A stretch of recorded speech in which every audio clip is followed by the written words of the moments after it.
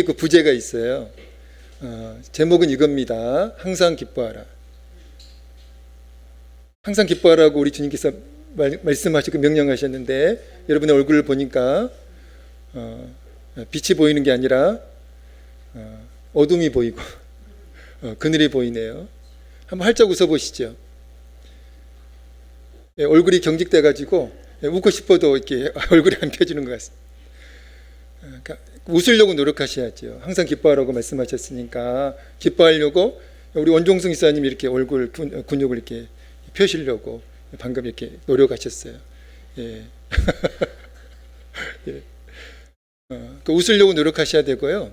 그리고 항상 기뻐하라고 말씀하셨고 범사에 감사하라고 말씀하셨으니까 항상 기뻐하려고, 또 범사에 감사하려고 이렇게 노력하셔야 됩니다.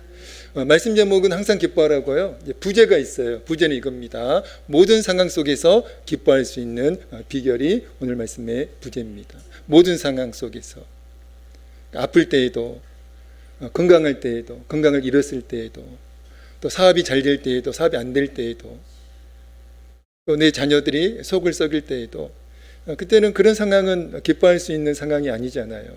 감사할 수 있는 상황이 아니잖아요. 그런데도 모든 상황 속에서 감사할 수 있고 기뻐할 수 있다고 그렇게 말씀하고 있습니다. 그러니까 오늘 말씀을 통해서 모든 상황 속에서 기뻐할 수 있는 그 비결을 깨달으셔가지고 항상 그 기쁨이 충만한 여러분 되시기를 우리 주의 이름으로 축복합니다. 사실은 오늘 말씀을 제가 기도 가운데 오늘 본문 말씀을 이제 정하고 말씀을 준비하는데 굉장히 오늘 본문 말씀이 저에게는 부담스러운 말씀이었습니다.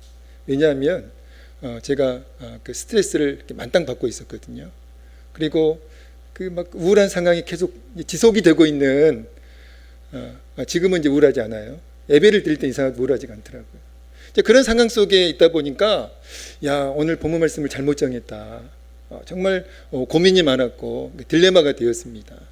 그런데 또 이미 본문으로 정했으니 어쩔 수 없잖아요. 또 기도 가운데 이 본문을 받았으니까 정말 이를 악물고 오늘 말씀을 준비했고요. 또 하나님께서 주시는 은혜가 있어서 말씀을 준비했고 하나님께 받은 은혜를 이 시간 함께 나누기를 원합니다. 신약성경 빌립보서는 사도 바울이 어떤 교회 성도들에게 쓴 편지일까요? 어려운 질문을 드렸네. 빌립보서는 사도 바울이 어떤 교회 성도들에게 쓴 편지예요? 빌립보 교회 성도들에게 쓴 편지가 빌립보서입니다. 그런데 이 빌립보서의 별칭, 닉네임이 있어요. 제 닉네임은 청소부 아저씨입니다. 왜 그런 눈으로 쳐다보시죠? 제가 저번에 말씀드렸잖아요. 제 취미가 청소라고. 그래가지고 제 닉네임이 청소부 아저씨예요. 매일 닉네임이 그렇습니다. 제가 청소를 엄청 좋아해요. 그래서 가능하면 청소를 안 하려고 그래요. 왜냐하면 한번 청소하면 시간 가는 줄을 모르거든요. 그래서 가능하면 청소를 안 하려고 하는데, 아무튼 제가 청소를 좋아하고요. 청소가 취미입니다. 혹시 여러분 집에 청소할 일이 있으시면 저를 불러주세요. 제가 적정한 가격에 제가 정말 깨끗하게 해드려요. 비싸지 않아요. 시중보다 조금 싼 가격에 해드리겠습니다. 그리고 빌립보서의 별칭이 기쁨의 서신이에요. 기쁨의 서신. 왜 빌립보서 별칭이 기쁨의 서신일까요? 기쁨이라고 하는 빌립보서는 4장밖에 되지 않잖아요. 그런데 이 4장밖에 되지 않는 이 빌립보서에 기쁨이라고 하는 단어가 물론 여러 형태로 사용이 되기는 했지만, 아무튼 이 기쁨이라고 하는 단어가 16번 사용이 되고 있습니다. 또 설교 시간에 설교 안 들으시고 또 막 이렇게 찾지 마시고요.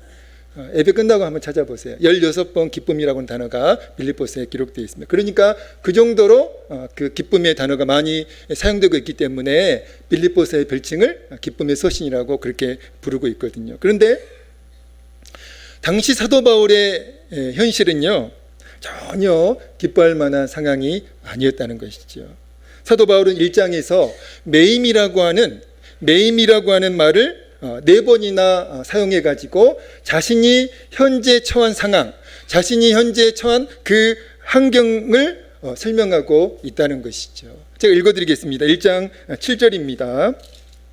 내가 너희 무리를 위하여 이와 같이 생각하는 것이 마땅하니 이는 너희가 내 마음에 있음이며 나의 매임가. 이렇게 매임에 대해서 말씀하고 있고요. 1장 13절 14절입니다. 이러므로 나의 매임이 그리스도 안에서 모든 시대함과 그 밖의 모든 사람에게 나타났으니 형제 중 다수가 나의 매임으로 말미암아. 또 17절입니다. 그들은 나의 매임에 괴로움을 더하게 할 줄로 생각하여 순수하지 못하게 다툼으로 그리스도를 전파하느니라.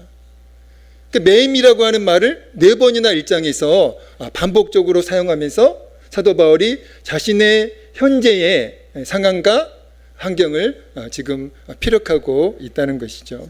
여러분, 매임이 의미하는 것이 무엇일까요? 매임은 감옥에 자신이, 사도 바울이 지금 감옥에 매여 있다는 거예요. 감옥에 지금 갇혀 있다는 것을 그 매임이라고 하는 단어를 통해서 지금 말씀하고 있는 것입니다. 여러분, 상식적으로 감옥은 기뻐할 수 있는 장소인가요? 기뻐할 수 있는 상황인가요? 아니잖아요. 여러분, 감옥에 가보셨어요? 감옥에 한번 가보실래요? 네. 여러분, 감옥은 절대 가시면 안 돼요. 근데 사도 바울이 지금 감옥에 갇혀 있다는 것이죠. 예수님 때문에, 무슨 사고를 쳐가지고 감옥에 갇혀 있는 것이 아니라 복음 때문에, 예수님 때문에 지금 갇혀 있는 거예요. 자, 그런데도 감옥이라고 하는 것은 기뻐할 수 있는 그런 상황과 환경이 아닙니다. 그런데 어떻게 사도 바울은 그 감옥이라고 하는 상황에서 기뻐하고 있는 것일까요? 빌립보스를 통해서 느낄 수 있는 당시 감옥에 갇혀 있는 사도 바울의 심리 상태는 우울하지 않다는 거예요. 기쁨이 사도 바울의 그 심리 가운데 가득 차 있습니다. 오늘 여러분의 심리 상태는 어떻습니까? 어때요? 우울하지 않아요? 우울하지 않습니까? 우울해 보이는데요? 여러분의 심리 상태는 어때요? 미움과 증오로 가득 차 있지 않나요? 어떻습니까? 아니죠. 네. 감옥 안에 갇혀 있는 사도 바울의 심리 상태는 전혀 우울하지 않다는 것이죠. 전혀 슬프지가 않다는 것입니다. 오히려 기쁨이 사도 바울의 심령에 있고요. 감사가 있고요. 그리고 굉장히 안정적이라는 것이죠. 그리고 당시 빌립보 교회 성도들도 고난 가운데 있었어요. 고난 가운데 있었기 때문에 기뻐할 수 있는 상황이 아니었지만 사도 바울은 고난 가운데 있는, 그래서 기뻐할 수 없는 상황 가운데 있는 그 빌립보 교회 성도들에게 무엇을 명령하고 있죠? 기뻐해라. 더 나아가요. 항상 기뻐해라. 어떤 상황에서도 기뻐할 것을 사도 바울이 지금 고난 가운데 있는, 그래서 기뻐할 수 없는 상황 가운데 있는 그 빌립보 교회 성도들에게 명령하고 있다는 것입니다. 우리 4절 읽어볼까요? 오늘 본문 4장 4절 같이 읽어보겠습니다. 읽겠습니다. 시작. 주 안에서 항상 기뻐하라. 내가 다시 말하노니 기뻐. 한 번 더 읽겠습니다. 시작. 주 안에서 항상 기뻐하라. 내가 다시 말하노니 기뻐하라. 아멘.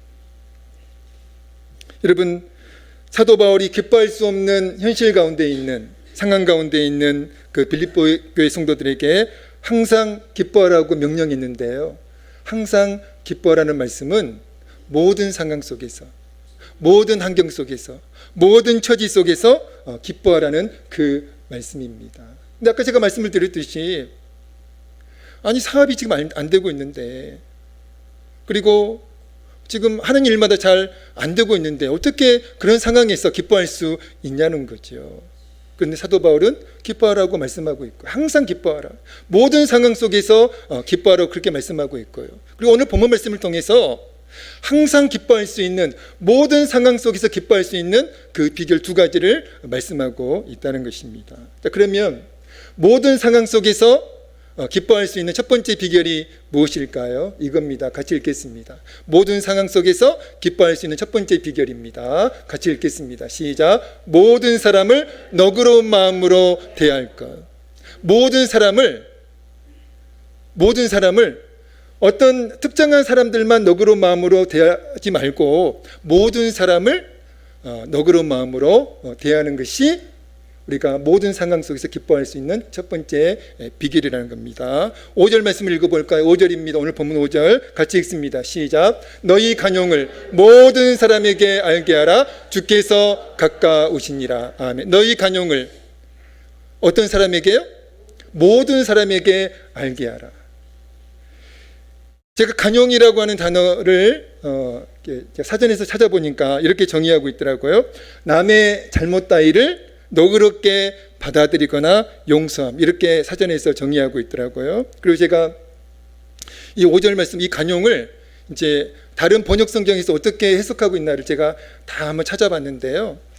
제 마음이 드는 그 해석이 하나 있더라고요.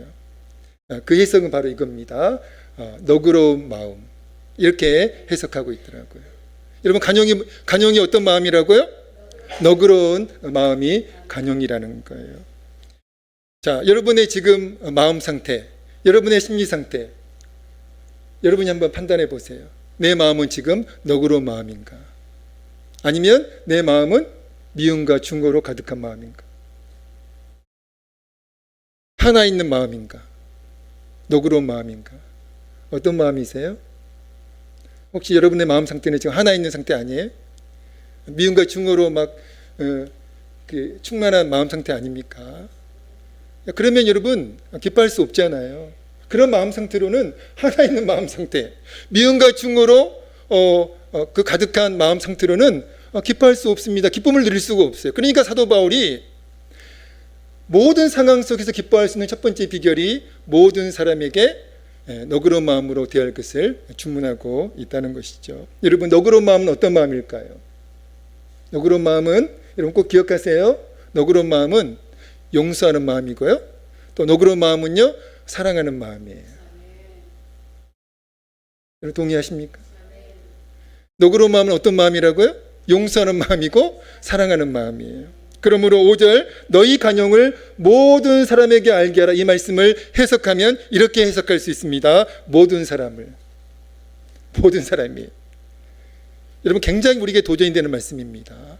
모든 사람을 용서하고 사랑하는 마음이 너그러운 마음이라는 거예요. 내가 그럴 줄 알았습니다. 아멘 안 할 줄 알았어요. 다 예상하고 왔습니다. 목사님, 그 말씀은 제가 못 받겠습니다. 아멘 할 수 없습니다. 아니, 어떻게 모든 사람을 용서하고 사랑할 수 있습니까? 근데 여러분 가능하지요. 가능하니까 사도 바울이 말씀하고 있지 않습니까? 오늘 우리에게 누군가를 미워하고 중원하는 마음이 있으면 절대로 기뻐할 수가 없기 때문에 사도 바울이 모든 상황 속에서 기뻐할 수 있는 첫 번째 비결로 너그러운 마음으로 모든 사람을 용서하고 사랑할 것을 지금 말씀하고 있는 것입니다. 그런데 솔직히 세상에서 가장 힘든 일, 가장 어려운 일, 가장 부담스러운 일이 무엇일까요? 아무리 많은 돈을 줘도 어려운 일이 있어요. 힘든 일이 있습니다. 그 힘든 일이 무엇이죠? 누군가를 용서하는 일이에요. 특별히 나에게 잘못한 사람, 나를 미워하고 나를 중화하는, 나를 왕따시키는 사람, 여러분 나에게 손해를 끼친 사람 어떻게 용서할 수 있고 어떻게 더 나아가 사랑할 수 있습니까? 정말 어려운 일이에요. 1억 준다고 해도 1억 주면 가능할까요? 나에게 잘못한 사람, 나에게 해를 끼친 사람을 용서한다는 것, 더 나아가 사랑한다는 것은 정말 힘든 일이고 어려운 일입니다. 제가 예전에 어떤 책에서 읽은 글이에요. 한 여자가 있었습니다. 한 여자의 아버지가 그분의 아버지가 6.25 전쟁 때 공산당에게 무참히 죽임을 당했어요. 살해를 당했습니다. 그런데 얼마나 자기 아버지를 죽인 그 공산당이 믿겠어요. 그런데 그 여자분이 이렇게 고백하는 거예요. 나의 아버지를 죽인 그 공산당은 내가 용서할 수 있는데, 용서해도 자신의 남편은 도저히 용서할 수 없다. 이런 고백을 하는 거예요. 충격적인 고백 아니에요. 여러분, 남편분들 조심하셔야 돼요. 나의 아버지를 그렇게 무참히 죽인 그 공산당은 내가 용서할 수 있어도, 용서할 수 있겠지만, 그러나 지금 내 남편은 용서할 수 없다. 얼마나 그 남편이 미웠으면, 얼마나 그 남편이 싫으면 이렇게까지 고백할 수가 있겠어요. 그러니까 이 정도로 용서는 어렵고 힘든 일이라는 겁니다. 오늘 어쩌면 우리에게도 그런 사람이 있을 수 있어요. 내가 도저히 용서할 수 없는, 내가 도저히 아무리 주님 말씀이어도 나는 도저히 용서할 수 없어. 그 사람만큼은 내가 용서가 안 돼. 내 눈에 흙이 들어가도 주님이 나에게 나타나셔가지고 그 사람 용서해라 이렇게 말씀하셔도 나는 그 사람 용서가 안 돼. 이런 그 사람이 있을 수가, 이런 대상이 있을 수가 있지 않겠습니까? 그렇다면 우리가 어떻게 모든 사람을 용서하고 사랑할 수 있을까요? 그리고 어떻게 우리가 항상 기쁨을 누리면서 살 수 있을까요? 에베소서 4장 32절에 이렇게 말씀하고 있습니다. 같이 한번 읽어보겠습니다. 에베소서 4장 32절입니다. 같이 읽습니다. 시작. 서로 친절하게 하며 불쌍히 여기며 서로 용서하기를 하나님이 그리스도 안에서 너희를 용서하신과 같이 하라. 아멘. 서로 용서하기를 하나님이 그리스도 안에서 너희를 용서하신과 같이 하라. 우리 모두는요, 저도 그렇고 여러분도 그렇고 우리 모두는 누구의 용서와 간용이 필요한 존재예요? 주님의 용서와 사랑이 필요한 그런 존재잖아요. 주님이 우리를 용서하지 않으면 우리가 어떻게 하나님의 자녀가 될 수 있습니까? 주님이 우리에게 간용으로 대하지 않으시면 우리가 어떻게 천국에 들어갈 수 있나요? 어떻게 천국 백성이 될 수 있습니까? 그런데 우리를 용서받을 수 없는 우리를 주님이 용서해 주셨고요. 하나님께서 용서해 주셨고요. 독생자 예수 그리스도를 십자가에서 죽게 하시면서까지 우리를 용서해 주셨잖아요. 그런 놀라운 은혜와 사랑을 우리가 받았습니다. 그리고 지금도 주님은 우리를 용서해 주고 계세요. 우리가 얼마나 많은 죄를 짓고 있나요? 우리가 얼마나 많은 시간, 많은 순간 속에서 하나님께 죄를 짓고 있습니까? 근데 그런 우리를 주님께서 용서해 주시고요.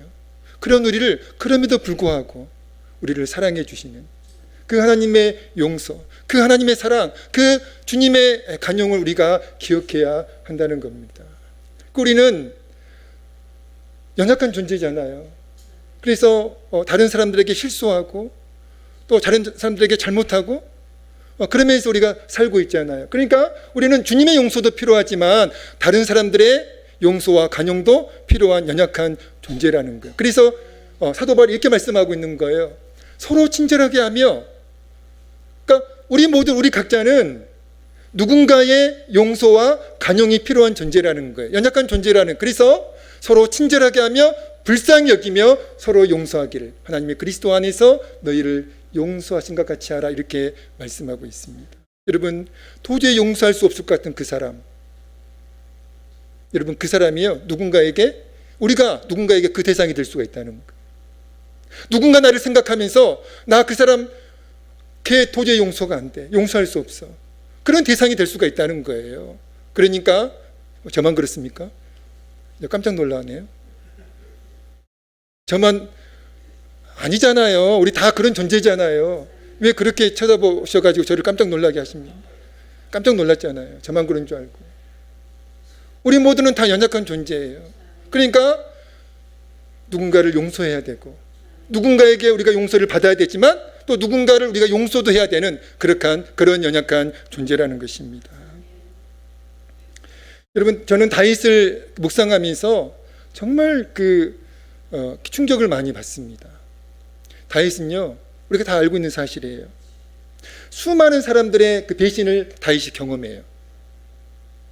아들의 배신도 경험하고 또 장인어른의 배신도 경험하고 또 믿었던 그런 신하들의 배신도 경험하고, 근데 그런 수많은 배신들을 경험하지만 다윗은 보복하지 않아요. 복수하지 않습니다. 용서해요. 또 선대합니다. 사랑해요.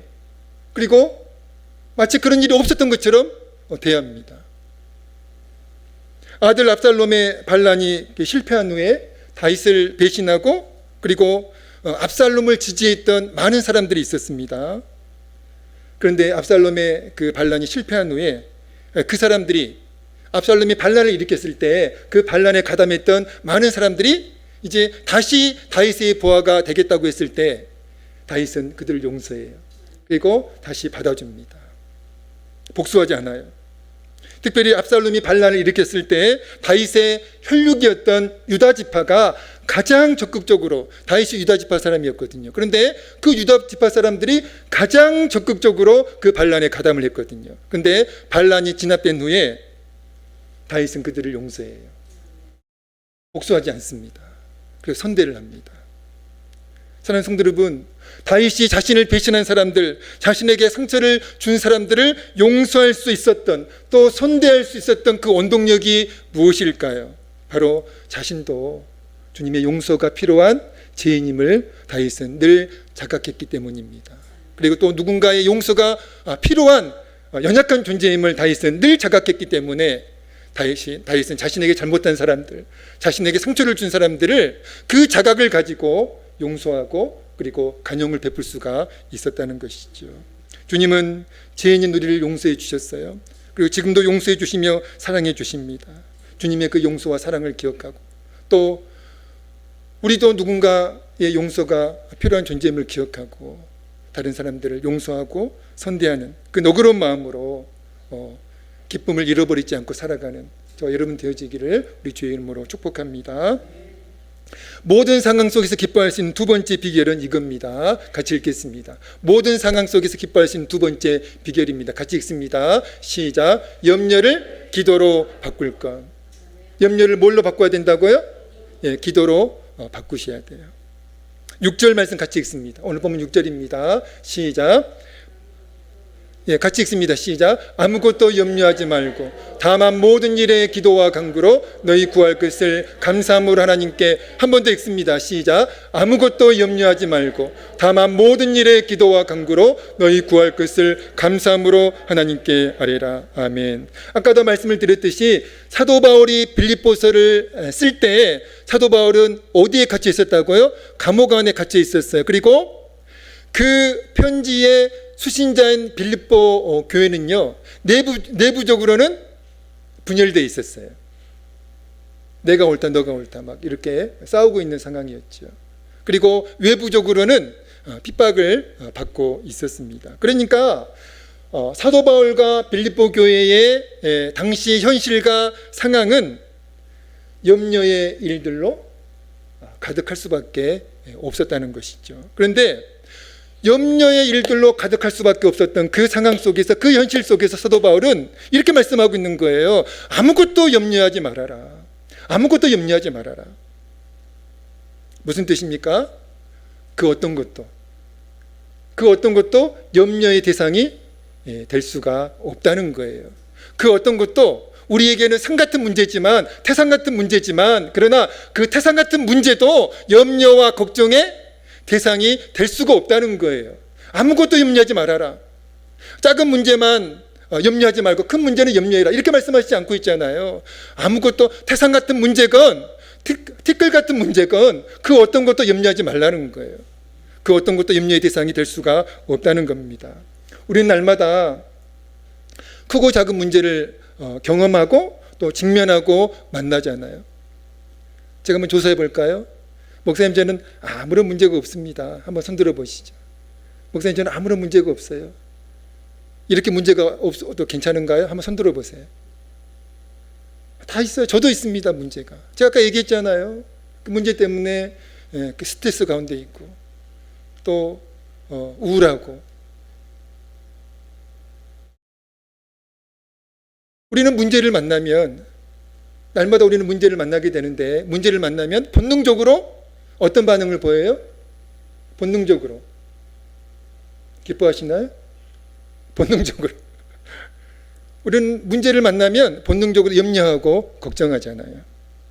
그러나 놀라운 사실은 우리가 지금까지 수없이 많은 날들을 경험했지만, 우리가 문제를 만나면 염려하고 걱정하지만, 염려한다고 해서, 걱정한다고 해서 그 문제들이 사라지던가요?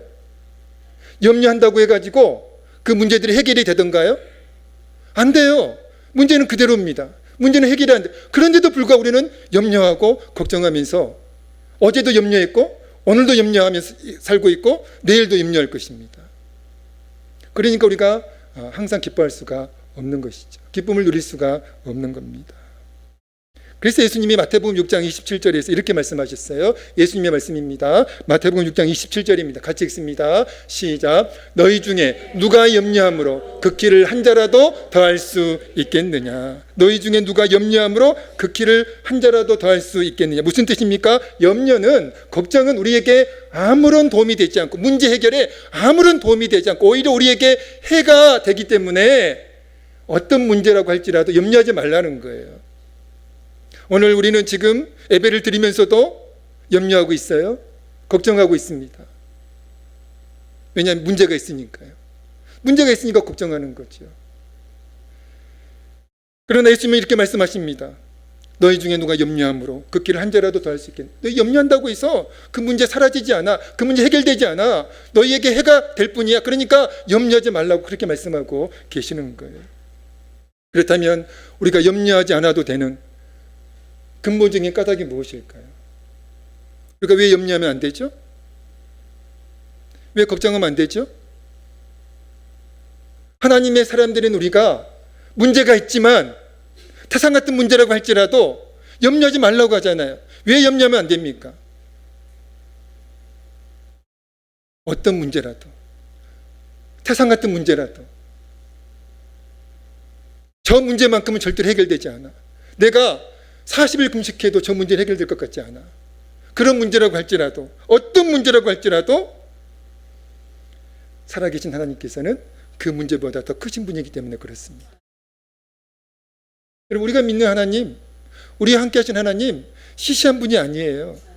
하찮은 분이 아닙니다. 연약한 존재가 아니에요. 전능하신 하나님이세요. 우주 만물을 창조하신 하나님이십니다. 지금도 우주 만물을 통치하시고 다스리신 하나님이세요.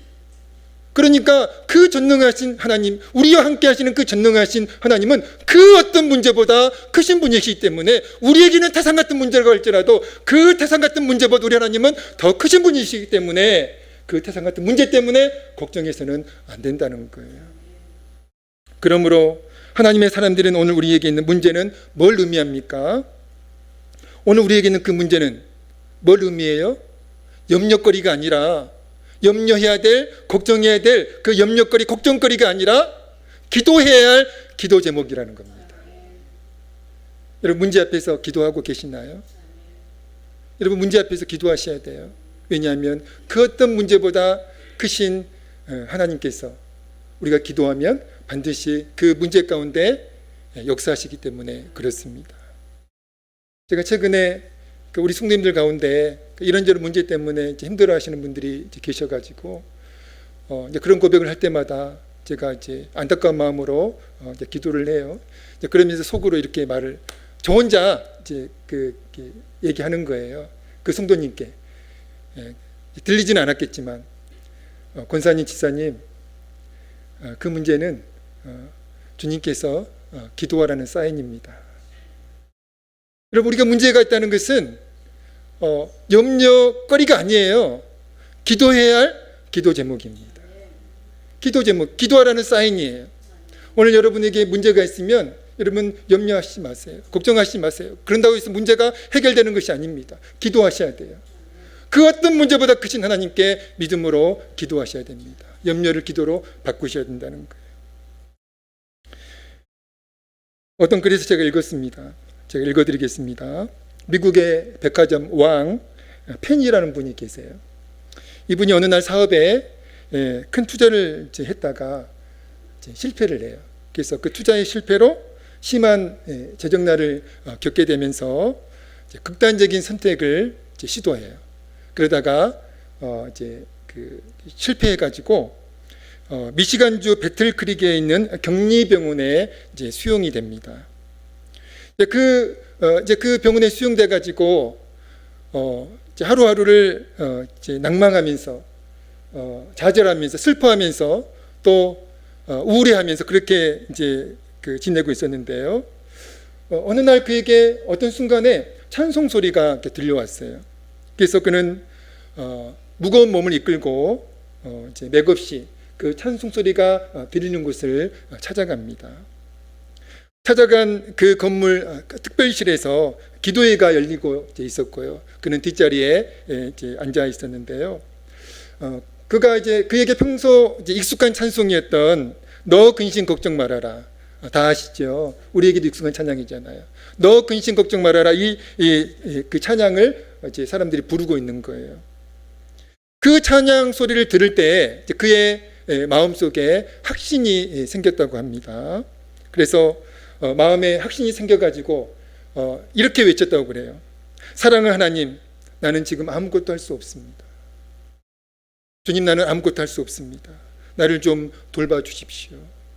나를 좀 도와주십시오. 나를 불쌍히 여겨주십시오. 그렇게 이제 외치면서 기도하기 시작했다고 합니다. 자, 그렇게 기도가 이제 끝나고요. 끝났는데 이제 그 기도가 끝나고 이렇게 고백을 해요. 무한한 어두운 공간에서 찬란한 태양빛으로 내가 옮겨지는 느낌이었고 마음속에 무거운 짐이 옮겨져서 그 방을 나올 때는 새로운 사람이 되었다. 나는 마비된 심령으로 풀이 죽어 들어갔으나 해방되어 기쁜 마음으로 나왔다. 이렇게 고백을 합니다. 죽으려고 했던 사람이잖아요. 사업에 실패해가지고 죽으려고 했던 사람이에요. 그런데 그 찬양 소리를 이제 듣고서 하나님은 살아계시다. 내가 기도해야지. 그런 이제 마음에 확신이 생겨가지고 하나님을 찾았을 때, 하나님께 믿음으로 기도했을 때 하나님은 그 페니를 만나 주셨고요. 그리고 그에게 평안과 기쁨을 허락해 주셨다는 거예요. 사랑하는 성도 여러분, 오늘 우리의 힘으로 해결할 수 없는 그 문제 앞에서 우리는 선택해야 됩니다. 어떻게 선택해야 되죠? 염려할 것인가? 아니면 기도할 것인가? 선택하셔야 돼요. 근데 우리는 많은 순간 우리의 힘으로 해결할 수 없는 그 문제들과 그 인생의 난제들 앞에서 우리는 기도하기보다는 염려를 선택할 때가 많이 있잖아요. 염려한다고 해서 문제가 해결되지 않습니다. 염려하면 염려할수록 더 수렁으로 빠져들 때가 많이 있잖아요. 우리가 문제 앞에서 그 어떤 문제라고 할지라도 그 문제보다 크신 하나님께 우리가 믿음으로 기도하면 하나님께서는 반드시 그 기도를 들으시고 은혜를 베풀어 주시고 역사하심을 믿습니다. 그리고 우리가 염려 대신 기도할 때 염려하지 않고 염려를 선택하지 않고 기도를 선택할 때 우리는 기쁨을 잃어버리지 않고 어떤 상황이 있어도 기쁨을 누리면서 살게 될 줄로 믿습니다. 오늘 항상 기뻐할 수 있는 두 가지 비결을 나누었는데요. 첫 번째 비결이 뭐였죠? 항상 모든 상황 속에서 기뻐할 수 있는 그 첫 번째 비결이 뭐였죠? 모든 사람을 너그러운 마음으로 대할 것. 모든 사람입니다. 어떤 특정한 사람만, 나에게 잘해주는 사람만, 내 마음에 드는 사람만 너그러운 마음으로 대하면 안 돼요. 모든 사람이에요. 나를 싫어하는 사람에게도, 나를 미워하는 사람에게도, 나에게 상처를 준 사람에게도 여러분 주님의 사랑을 기억하고 주님의 용서를 내가 주님의 용서를 받았음을 기억하고, 그리고 나도 누군가에게 용서를 받아야 할, 나도 누군가에게 간용을 받아야 할 그런 존재임을 우리가 자각하고 이런 모든 사람을 너그러운 마음으로 대하셔야 됩니다. 또 두 번째 비결은 뭐였죠? 항상 모든 상황 속에서 기뻐할 수 있는 두 번째 비결, 염려를 기도로 바꾸셔야 돼요. 여러분 어떤 문제라도 여러분 정말 태산 같은 문제라고 할지라도 염려하지 마시고요. 그 염려는 기도해야 할 기도 제목임을 믿으시고 기도를 선택하는 여러분 되셔서 모든 상황 속에서 기쁨을 잃어버리지 않고 기쁨을 누리면서 또 살아계신 하나님을 경험하면서 체험하면서 살아가는 여러분 되시기를 우리 주의 이름으로 간절히 축원드립니다. 기도하겠습니다. 하나님 아버지, 우리는 절대로 슬퍼하면서 우울해하면서 염려하면서 살아야 하는 그런 시시한 존재가 아님을 믿습니다. 우리는 전능하신 하나님의 자녀임을 믿습니다. 전능하신 하나님께서 우리를 사랑하시고 우리와 함께 하심을 믿습니다. 하나님 아버지, 그러므로 모든 상황 속에서 우리는 기뻐할 수 있고 우리는 모든 상황 속에서 감사할 수 있음을 고백합니다. 하나님 아버지, 모든 사람을 너그러운 마음으로 대하는 죄가 되어질 수 있도록, 모든 사람을 용서하고 모든 사람을 사랑하는 죄가 되어질 수 있도록 은혜를 베풀어 주시옵소서. 그리고 어떤 문제라고 할지라도 하나님 아버지, 그 문제 때문에 염려하지 않게 해주시고 걱정하지 않게 해주시고 염려를 기도로 바꾸는 죄가 되어질 수 있도록, 그래서 살아계신 하나님을 체험할 수 있도록, 기쁨을 잃어버리지 않도록 역사해 주시고 은혜를 베풀어 주시옵소서. 늘 기쁨 가운데, 평안 가운데, 소망과 감사 가운데 살아가는 우리 모든 존귀한 성도들 되어질 수 있도록 축복해 주시옵소서. 예수님의 이름으로 간절히 기도하옵나이다. 아멘.